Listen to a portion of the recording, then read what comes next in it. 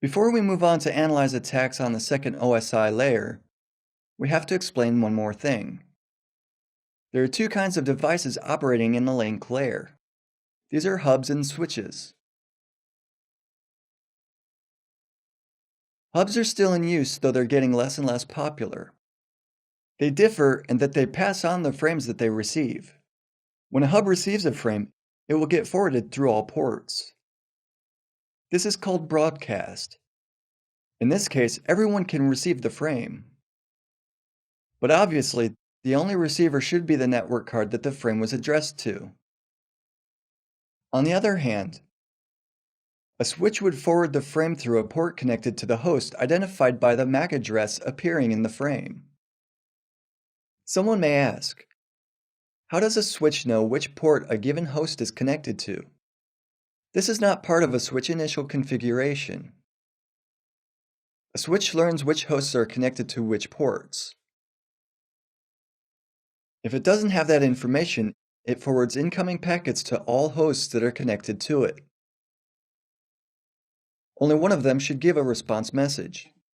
Only one port should actually receive the packet. This is how the switch learns that a computer identified by the MAC address ending in 09 is connected to the port number 12. This information is then stored in the CAM memory. It's an associative memory. In contrary to address-based memories such as RAM, CAM is a content-based memory. As a consequence, a switch can work like a hub. This is how it works right after the first startup. It can also be changed to the hub mode by an attacker. Almost every network is based on switches. You won't be able to intercept data sent between hosts just by connecting to the medium.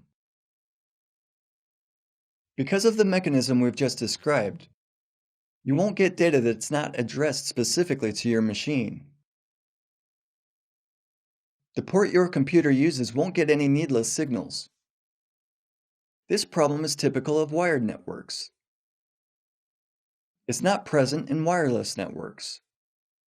In wireless networking, all users share the same medium.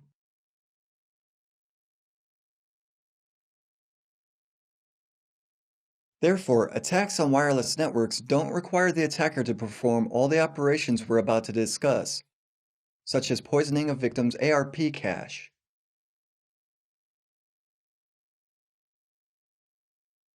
The first way to intercept traffic in a wired network is to change the switch configuration. It must be forced into hub mode. One way to implement this kind of attack is by using a program called makeoff. The program floods switches with random IP addresses with attached MAC addresses. The switch must remember all of them.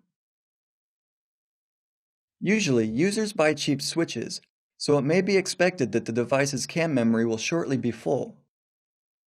Then it will no longer be able to remember which host connected to which port.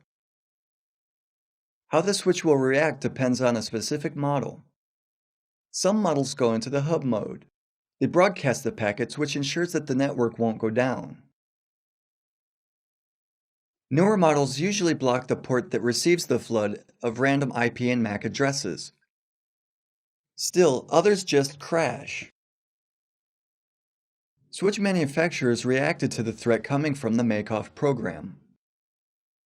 Therefore, a new version of the program was created. This time it uses only IP addresses from the local network. Switch flooding is, however, not very effective. It depends on something that the attacker doesn't control: the switch reaction. It's also a very noisy method. It may end up as a DOS attack affecting the whole company. A typical company network has a hierarchical structure. The first flooded switch starts broadcasting packets everywhere, even through the uplink port, which sends them upward in the hierarchy. This may lead to the flooding of the whole network, which would obviously prevent you from intercepting any meaningful network traffic. Therefore, another frequent attack consists of ARP cache poisoning. The ARP, or Address Resolution Protocol, is responsible for IP and MAC address mapping.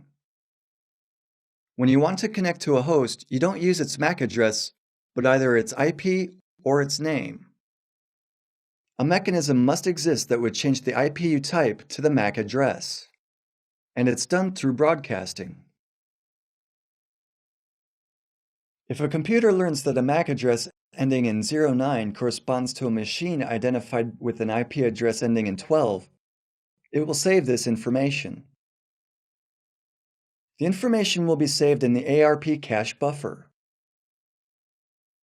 After that, whenever your computer will try to establish a connection with the machine of a given IP, it will send packets to the MAC address saved in the buffer.